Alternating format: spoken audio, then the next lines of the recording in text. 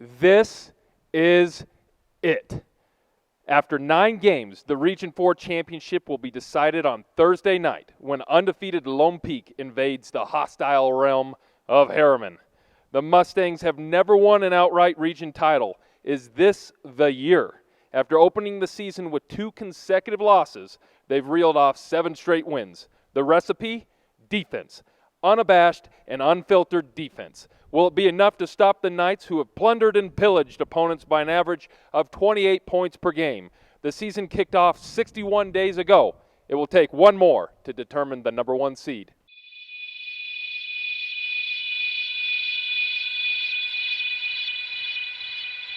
This is Campus Takeover, brought to you by Trib Preps. Each week we'll visit the campus of one of Friday night's marquee matchups. We'll break down key storylines and talk with players and coaches from both teams. And afterward, we'll pick the winners of the biggest games. Hit it!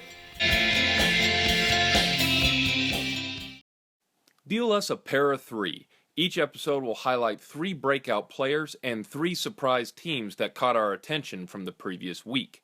Brighton's Simi Fehoko is good. The state's top prospect for the class of 2016 caught 6 balls for 198 yards and 5 touchdowns in the first half against Copper Hills. Yeah, the first half. That's pretty productive. He's now 4 yards and 2 touchdowns shy of setting the all-time UHSAA career marks in both categories. Union's Vil Latui did everything in his power to bring the Cougars a victory against Juab, but ultimately fell 1 point short in heartbreaking fashion. His performance, however, could not go unmentioned. He finished with 283 yards and 3 touchdowns in the air, while adding 303 yards and an additional 3 scores on the ground. American Fork quarterback Tanner Smith completed 14 of 21 passes for 208 yards and 3 touchdowns to lead the Cavemen past Riverton. He'll need the same effort this upcoming Thursday against Pleasant Grove. Logan lost consecutive games by a combined score of 91-6 against Skyview and Mountain Crest to open the season. Questions about the Grizzlies' legitimacy were put to the forefront. I mean, seriously, 91-6 is pretty bad. But since the 2 setbacks, all 3 teams involved have yet to lose. Skyview and Mountain Crest are 17-0 in the 5A classification, while Logan solidified its status in the 3AA classification with the thumping of Desert Hills. I don't think there is any doubt the Grizzlies are the favorite to win it all. Yes, we just went there, Dixie. How can a team that has won 34 consecutive games against in-state opponents be a surprise team? Because Bingham embarrassed Jordan. That's why. The Beat Diggers were ranked number 4 in the state at the time, and the final score was not an accurate indication of the thorough whipping the Miners gave them. Bingham has the best defense in the state, and it will take a valiant effort from any opponent to beat them. The Tribune Prep Riders projected East to win the 4A state championship in the preseason, and after the Leopards routed 4A's 4th-ranked Highland 31-6, we're starting to look pretty darn smart. East has speed and power to match up against anyone, and for a program starving to win its first title since 1996, this might be the year. Lone Peak is coming to town, and they started the season ranked 19th in the state because this is a team that finished 5-6 last year and bowed out in blowout fashion in the first round. But after their shellacking of Timpview in week 2, they have been on the rise and have ascended continuously to the top, and they're blowing teams out. Obviously, Lone Peak has a rich history, but have you been surprised with how good they've been this season, Brennan? Yeah, Trevor, I actually have been really surprised with that. I caught them in their opening game of the season. They blew out Bountiful. Obviously, Bountiful has a rich history. I figured that would be a closer game than it was. And since then, they just haven't stopped. I mean, they're a really talented team. When you think of 5A, you think of Region 3. You think of Brighton, you think of Bingham, you think of Jordan. But they've really asserted themselves into the picture this year along with Skyview. And I wouldn't be surprised if they're making a deep playoff run and they actually test those traditional powers. So Campus Takeover was actually at that Week 2 game against Timpview. We all 3 wrongly picked the T-Birds to win that game. And at the time, Talmadge Gunther was in a quarterback battle with Dakota Hansen. That's no longer the case.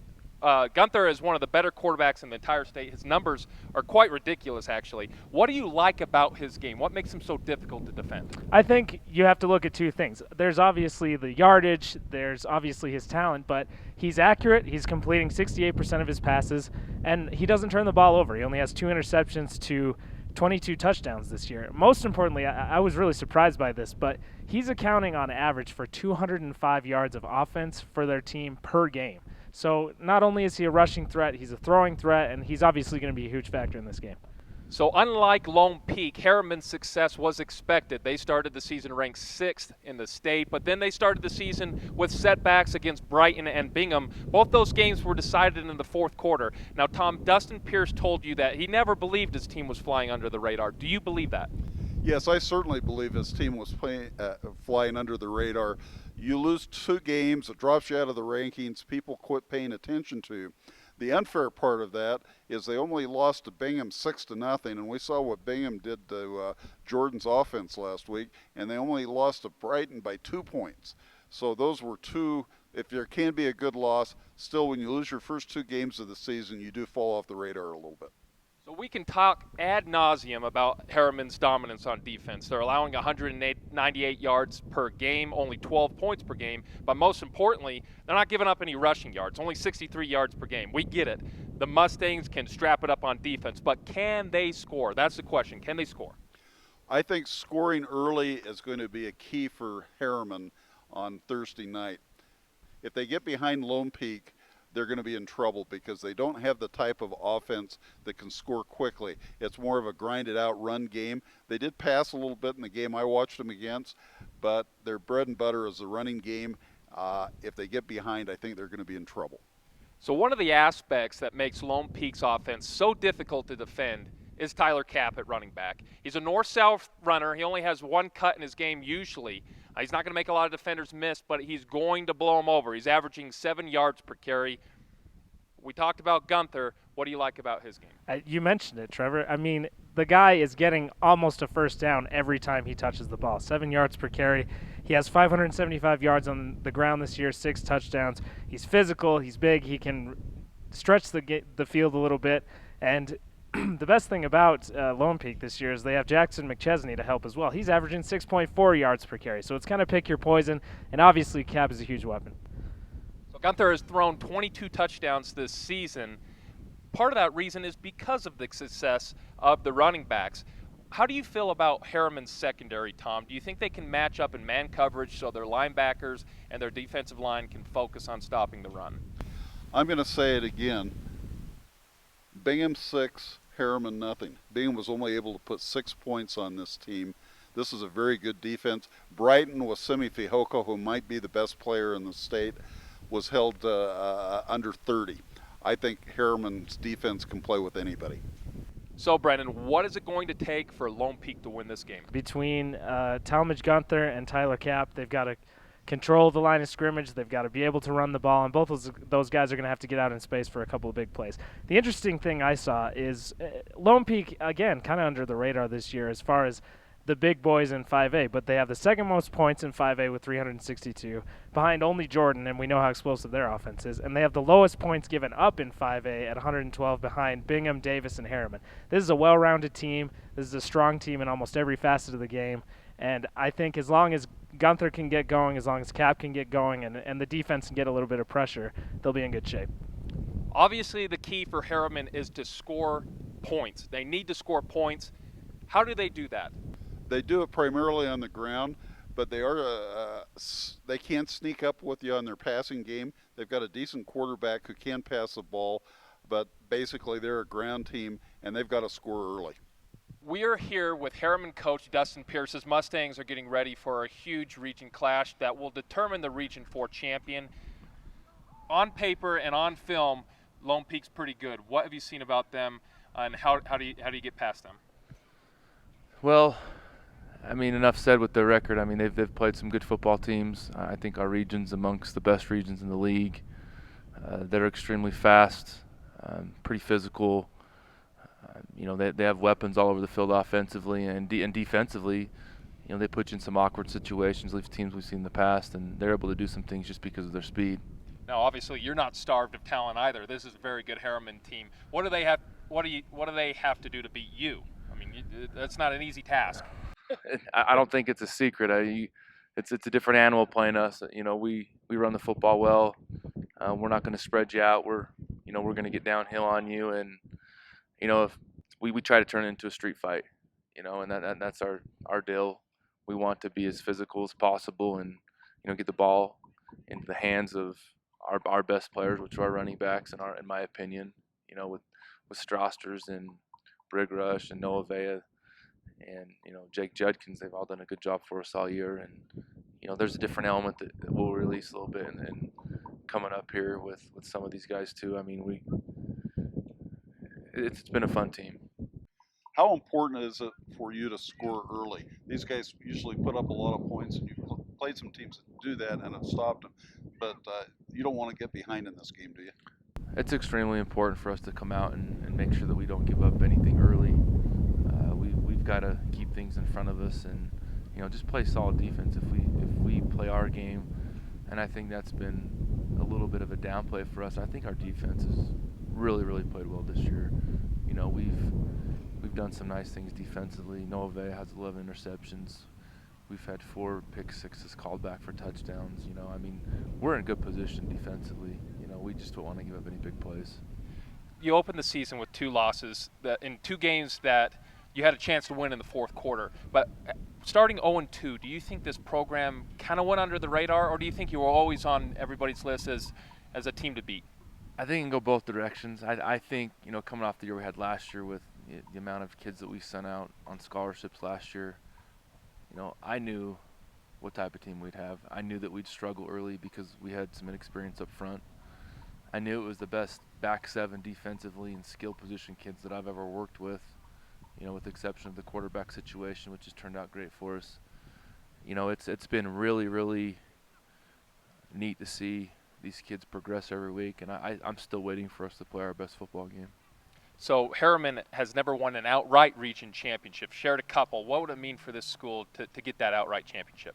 It's like I've told everybody that's asked me about the game. It's, in my opinion, the biggest football game in Herriman High history. We've never had the chance to play a team that is as good as Lone Peak for a region title. Both teams 5-0. It's just an outstanding night for high school football in general. You're going to have, I think, 2 of the top 5 teams in the state, square off Thursday night. So you are an underdog considering rankings. Can you use that as an advantage?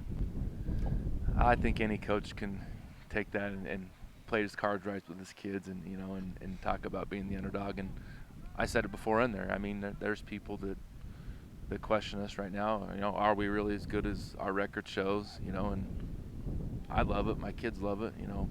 We kind of feed off of it. So it's been good for us. We are here with Stone Segalla and Caden Strasters. Now, you guys broke the huddle before stretches right there and said, let's have a championship practice. That's what's on the line right here, Region 4 title. How do you get it done against Lone Peak? Well, we just have to go out and execute our game, play our best, just play all 48 minutes, and I think we'll be able to get it done. This all comes down to execution. It's going to come down to whichever team gets their plays right. So, yeah. Obviously, you guys have been known for your defense the entire year. Do you feel disrespected on offense, and do you think you can score against Lone Peak? Personally, I think that our offense is very overlooked. Where us as a team, we don't look at the score. It comes down to just win, and that's what it comes down to. The offense, we have a very physical and pretty big line, I would say, and they execute their blocks very well. So I think I would say one of the best offenses in the state. Now, Lone Peak scores at a fairly high clip. How important it is for you to get out and score early in this game? I think it's very important for us to first drive, get the ball, go down and score, and then our defense hold them to a 3-and-out. And they're a very fast-paced, tempoed offense, and if I think our defense is able to slow them down, out-physical them, shut down the run game, to lead them only to pass. What do you think makes your defense so hard to score against? I think the thing that makes our defense is our physicality, where you normally don't see the D-line being able to hold off blocks like our D-line does, and our corners and our safeties able to block in that coverage. Herriman has never won an outright region football championship. You shared some, but never outright won one. How big of a deal personally would it be for you guys to win one? I think it's a very big deal. It will send us on the right path to just keep on winning, keep on going to get further into the playoffs, get up to right cycles. So I think it would be a great accomplishment for us to be the outright region champions. It puts us in a better position in the playoffs, a better seed, so we can potentially go farther in the playoffs. Since it's Kate and our senior year, it's one heck of a way to go out with an outright region championship. So. Well, last week I finally did it, a perfect 7-0 record. However, my wife specifically said no singing, no dancing, no fun. So I'm going to just leave it to you guys to maybe sing and dance for me. I don't know, but 7-0 last week. That gives me a 5-game lead over Tom and probably about a 45-game lead over Brennan. I got nothing to say. I mean, I've been terrible all year long, but I'm not giving up. So the first game this week is Olympus at Skyline. It's the battle for the rock. Olympus is fresh off a loss against Bountiful, but that had no effect on league standings. It can clinch the outright region championship by coloring the rock with the color green against the Eagles. Skyline is fighting for its postseason life. The final spot in Region 6 is currently a 3-way logjam between the Eagles, Cypress, and Hillcrest. I think that Olympus is going to rock Skyline. Skyline's just having one of their rare off years, and I go with the Titans in this all the way. Yeah, Trevor, anything can happen in a rivalry game, but it's hard to imagine that Olympus doesn't leave Skyline's parking lot with the rock. I like to look at the common opponents on rivalry games like this. Ole rolled Cypress, Kearns, and Murray, while Skyline dropped all three. The Titans take this one. So Brennan says anything can happen in a rivalry game. I tend to agree with that, but the only thing that can't happen in this game is Skyline getting a win. They're not going to beat Olympus. Corner Canyon at Alta. Now, it's the first ever meeting between the two schools, and I can assure you they don't like each other. Now, Corner Canyon stripped Alta of its powerhouse status when it inherited chunks of the Hawks' enrollment, which was once the largest in the state. The winner enters the playoffs as the 3 seed. The loser goes in as the 4th seed. But most importantly, the game is about bragging rights. Who gets those, Tom? The Chargers get the bragging rights in this game. They're just going to be the better team this year. That said, I'm just delighted that these two teams are in the same region. It's a natural rivalry. I think that before this rivalry is over, many years from now, this will be a game that people will remember because it starts something special. Who would have thought at the beginning of the year these teams would be where they were? Trevor and I visited both schools in the summer, and Corner Canyon looked like it was going to have another big year. Alta, we weren't so sure about. But the Hawks are 4-0 at home. Corner Canyon's 2-3 away. Corner Canyon's dropped so many of these close games, and I think they're a better team than their record. And just to stamp off the season, I think they get a burgeoning rivalry win here. Alta was at one of its lowest points last season, a 2-7 season. It's just not typical for that program. They are on the rise. Josh Davis currently leads the state in rushing, but Corner Canyon has a defense that can stop the Hawks. Alta has really struggled against teams that have winning records. They're beating up on Mountain View, Timpanogos, and that's a sign that they are getting back to where they need to be, but they are not there yet. I like Corner Canyon to win this game. American Fork at Pleasant Grove. This is another game to determine the 3rd and 4th seeds from Region 4. The Vikings have won 4 of 5 games since starting the season 1-3, which included a 44-7 loss against Lone Peak. The Cavemen snapped their 2-game skid, granted against Lone Peak and Herriman, with a convincing win against Riverton. Both teams have a proclivity of turning the ball over, combining for 31 interceptions. Which team holds on to its possessions to win this game, Tom? I'm going to go with the Cavemen in this game. They're an up-and-down team. They played a great game earlier in the season against Brighton. I like American Fork in this one. But it's going to be close. I'm going to go purely with stats on this one. PG is just slightly better in some categories. They run the ball a little bit better, they defend a little bit better, and they're 4-0 at home. I think the Vikings take this one. Both teams have been mediocre this season. American Fork is coming off a region championship from last year, one of their best years ever. Obviously, they graduated a lot of key players. Pleasant Grove had huge expectations, but had that bad start. They're finally starting to find a rhythm. So this game is a toss-up for me, And I think Tanner Smith and the Cavemen are going to get it done, but it's going to be really close. It's going to be determined in the fourth quarter. Brighton at Bingham. Now, at the start of the season, this game was circled as a potential game of the year. The game has lost some of its luster with Brighton's 2 losses, but the Bengals can still prevent Bingham from winning an outright championship and force a 3-way tie atop Region 3 with an upset. But this group of Bengals has never beat Bingham, including Little League, never beat them. And I'm not sure that these Bengals are going to beat Bingham again. I went and saw the game last year, and every year is a little bit different. But Bingham just dominated Brighton at Brighton. I can't see the Bengals coming down to South Jordan and coming away with a win. All right, I just want to make sure the camera's in really close on this. I got no analysis this week. I got called out by 6'3", 225-pound Parker Workman last week when I picked Jordan over Bingham. This is my mea culpa. I'm not going to break this down at all. I'm sorry. Don't hurt me. Bingham wins. Bingham is more physical in the trenches. They're more physical running the ball. There's a reason why Bingham continues to beat Brighton. Simi Fehoko is 4 yards away and 2 touchdowns away from breaking the UHSA records in both of those categories. He's going to get those records against Bingham, but the only thing Brighton's not going to get is a win. Bingham wins again. Juab at Manti. And oh boy, Alberto, that 3A South has become a cluster. Juab was sailing wild and free before North St. Pete sunk the ship. Now, the Wasps held on to beat Union by 1 point, a game which it probably had no business winning, and all of a sudden the region favorites are scrambling. Depending on the outcome of the North St. Pete Canyon View game, the winner of this game could likely secure the outright region title and the number 1 seed. Boy, Alberto. Haven't heard that cliche before. We'll call it a new cliche. I think the Wasps have got a little more sting than the Templars. I go with the Wasps in this one. Guys, I'm going to go with the Templars, actually, in this one. Following a blowout loss to Canyon View in mid-September, the Templars have outscored opponents 119-37. They have the hot hand right now, and they get the upset win. Well, Tom, Boy Alberto is a beef jerky that was invented after the wheel, which is during your time. So Manti and Juab, back to the game. Manti has started to play a little bit better, and Juab has been shaky.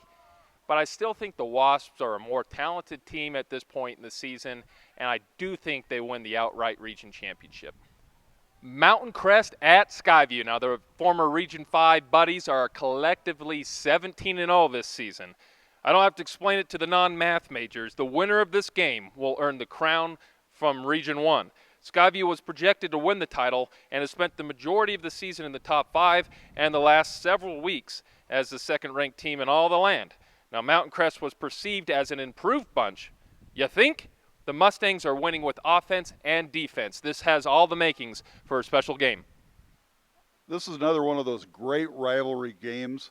These two schools are crosstown rivals. It kind of changes when the new high school comes aboard next year.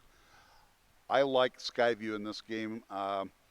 They're bigger, more experienced in these type of games, and I think the Bobcats win, but it'll be close. You want offense? You got it. These two teams have combined for, wait for it, 671 points this year. Just let that sink in for a second. 671 points. Mountain Crest has at least 35 points in 7 of 8 games. Skyview has at least 31 in 9 of 9 games. It's Garrison Beach versus Tanner Schwab. The only thing that gives Skyview the edge here is the common opponent. They hung 38 on Roy. Mountain Crest battled for 16, and I think that Skyview wins this game. Brennan mentioned Mountain Crest and Roy, and Mountain Crest won that game on a Hail Mary. And I'll be quite frank. I wasn't impressed with the Mustangs. I was there. The game was riddled with turnovers and penalties and baffling coaching decisions. Obviously, that game was an outlier to Mountain Crest this season. They've been impressive in every other game, but Skyview has consistently beaten down teams in all 9 of their games. I've been really high on Skyview the whole season, and I'm not jumping off that train. I think Skyview wins, and potentially, convincingly. And that brings us to the game of the week. Lone Peak is going to be right here at Herriman. All the eyes of the state are going to be on Region 4 Thursday night. Now, one true champion will be determined on Thursday night. And no, this is not the Big 12. Does Herriman have the offensive firepower to produce points against Lone Peak's vaunted defense? What happens if the game is close in the fourth quarter? The Knights have yet to experience pressure this season. Can Herriman put them in that situation? Both teams have championship aspirations, but the region title is always the first goal. Which team prevails with the crown? Maybe heads Herriman, tails Lone Peak. I'm not sure how that came out. I think Lone Peak wins this game, but I think it might be pretty close. I don't think Lone Peak is going to score as many points as they normally do because Herriman's defense is really, really good. The Knights have been my ride or die since week one when I saw them blow out Bountiful at home. They've passed every test. They've got a potent offense, a tough defense, and frankly, they deserve, alongside Skyview, to be mentioned alongside the 5A teams that could break the Region 3 stranglehold that Bingham, Brighton, and Jordan have had on 5A. The Knights win this one, and I think it's convincingly. I'm going to pick Lone Peak as well. I think they're one of the best teams in the state. Obviously, they're 9-0. But as far as being complete, offense, defense, special teams, they're a juggernaut. And what Herriman is lacking right now is offense. Although they think they can score, I don't see it. I don't see them being able to move the ball consistently to keep up with Lone Peak's offense, which can score against Herriman. And so I'm going with the Knights in white satin. Sorry, Kayla.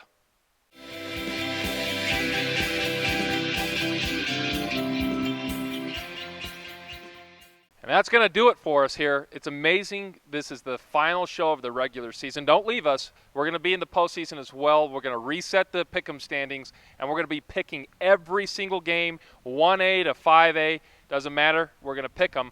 But overall, this has just been a real joy. I'm glad that all of you viewers can join us throughout the whole season, and I'm glad you guys have been along the ride with me. It's been just a lot of fun. And as we've gotten to know each other a little better, we've had some humor and some fun, and hopefully everybody can forgive me for singing occasionally. There's nothing quite like high school football. There's nothing quite like campus takeover. I want to thank everybody for joining us this season, and we'll see you in the postseason.